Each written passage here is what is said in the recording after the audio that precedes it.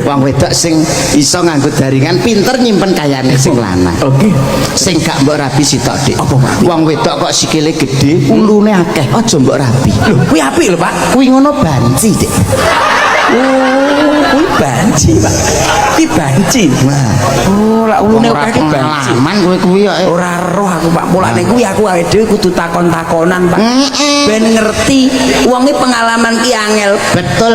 Pengalaman tuh mahal harganya. Harganya Tenan wong ora ngerti apa-apa sok diblituki, sok dihapusi ki akeh. keblondrok. Blondrok sok suwi nun sewu, Pak. Ngene iki lak manten dituturono, diomongono, sok-sok ya ora dirungokne. Ora sing dirungokne. perlu diomongi, sing perlu dituturi iki ya manten sing lawas-lawas. Lawas.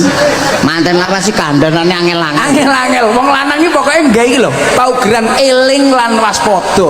Eling Ning omah duwe bojo waspada. aja nganti konangan.